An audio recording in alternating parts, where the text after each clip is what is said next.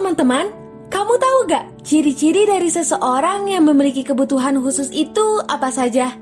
Agar lebih mengenal dan mengetahui, yuk simak video berikut. Yang pertama, tunanetra. Tunanetra dapat diklasifikasikan menjadi dua, low vision dan totally blind.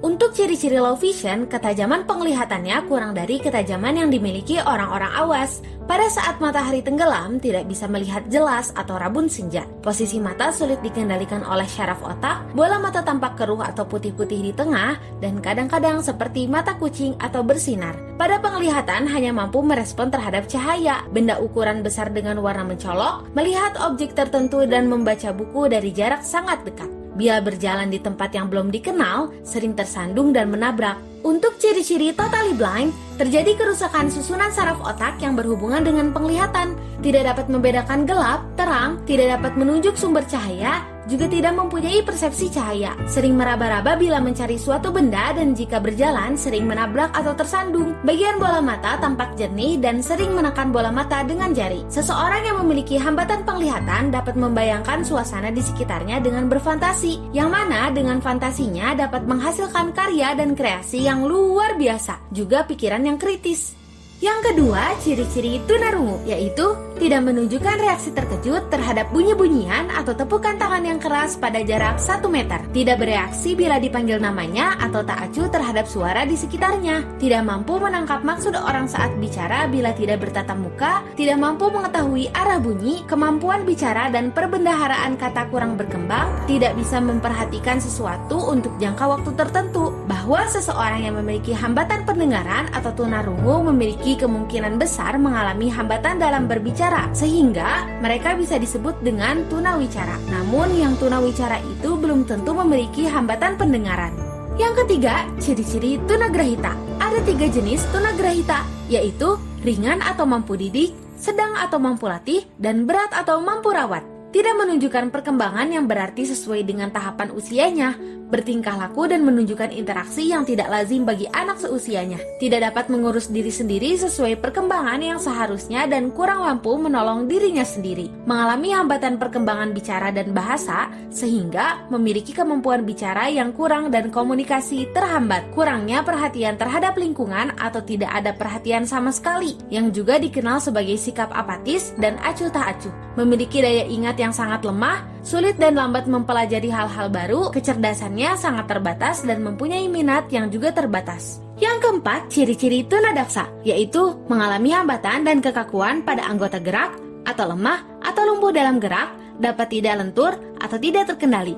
Terdapat hambatan pada alat gerak, jari tangan kaku dan tidak dapat menggenggam, kesulitan saat berada pada posisi berdiri, atau berjalan, atau duduk, dan menunjukkan sikap tubuh tidak normal. Yang kelima, ciri-ciri tunalaras, yaitu memiliki rasa kurang percaya diri sehingga memiliki perasaan rendah diri, rasa cemas, atau takut berlebihan, sering menunjukkan sikap curiga maupun membangkang dan suka berbohong, suka mengisolasi diri, sering melakukan tindakan agresif, merusak, dan mengganggu, sering bertindak melanggar norma sosial atau norma susila atau norma hukum, tidak punya ketenangan jiwa, sering berkelahi dan menunjukkan rasa permusuhan dengan orang lain.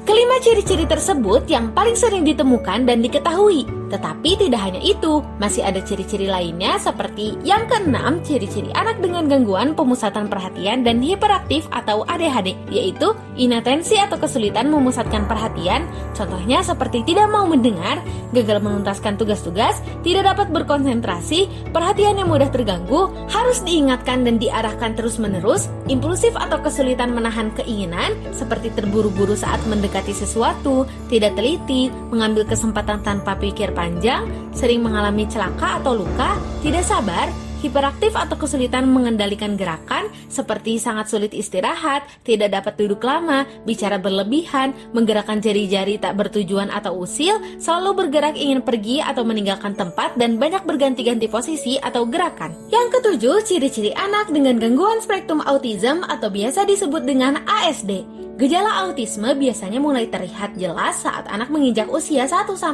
tahun. Meski gejala awalnya mungkin saja sudah muncul sejak bayi, seperti anak jarang menangis atau sering menangis tanpa sebab atau irritable, tidak ditemukan senyum sosial atau merespon atau membalas senyum orang lain di sekitarnya, terkadang ada fase perkembangan motorik yang terlewati seperti anak tidak melewati fase merangkak, tapi langsung berdiri atau lari, anak tidak tertarik bersosialisasi dengan anak lain, tidak menyukai sentuhan atau dipeluk, marah bila rutinitas yang biasa dikerjakan diubah, menyakiti diri sendiri, dan agresif. Tanda anak spektrum autis bervariasi yang meliputi 3 bidang, yaitu gangguan komunikasi atau wicara, interaksi sosial, dan gerakan berulang-ulang atau stereotip dengan derajat ringan sampai berat. Pada interaksi sosial, anak menghindari kontak mata dan tidak mau menengok pada saat dipanggil, suka bermain sendiri, tidak mau berbagi dengan orang lain, minat terbatas pada hal-hal tertentu, sulit mengekspresikan emosi atau memahami perasaan orang lain dengan baik. Pada gangguan komunikasi atau bicara, anak terlambat bicara,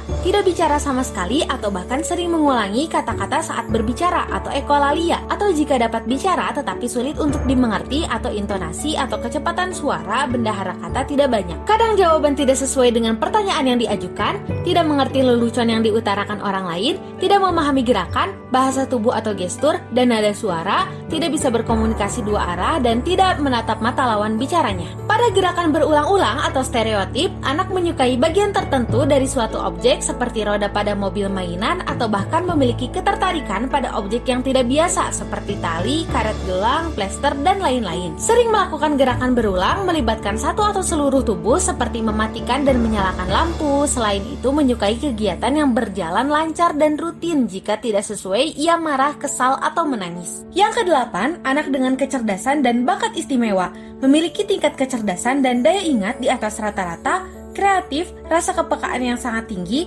dan dapat berkonsentrasi dan berkomitmen untuk jangka waktu panjang terhadap tugas dengan mengerjakan tugas-tugasnya dengan baik dan efisien, terutama terhadap tugas atau bidang yang diminati. Mempunyai rasa keingintahuan tinggi terhadap sesuatu hal dan suka mempelajari sesuatu yang baru. Yang kesembilan, tunaganda memiliki ciri-ciri yaitu memiliki perpaduan 2 hambatan atau lebih, misalnya disabilitas penglihatan dengan gangguan spektrum autisme, disabilitas penglihatan dengan disabilitas pendengaran, dan lain sebagainya. Memiliki kemampuan yang sangat terbatas dalam mengekspresikan atau mengerti orang lain sehingga sering sulit dalam berinteraksi sosial. Seringkali tidak mampu mengurus kebutuhan dasar mereka sendiri seperti makan, berpakaian, buang air kecil, dan lain sebagainya. Di balik keterbatasan-keterbatasan di atas, anak tunaganda mempunyai ciri-ciri positif seperti ramah, hangat, punya rasa humor, keras hati, dan berketetapan hati. Dari pembahasan yang sudah disampaikan, terdapat berbagai jenis hambatan dan ciri khasnya masing-masing. Seseorang yang memiliki hambatan atau kekurangan tentunya memiliki kelebihan tersendiri. Hal ini sejalan dengan kata-kata bijak yang sering kita dengar, yaitu di mana ada kekurangan, di situ ada kelebihan. Terima kasih dan sampai jumpa di video selanjutnya.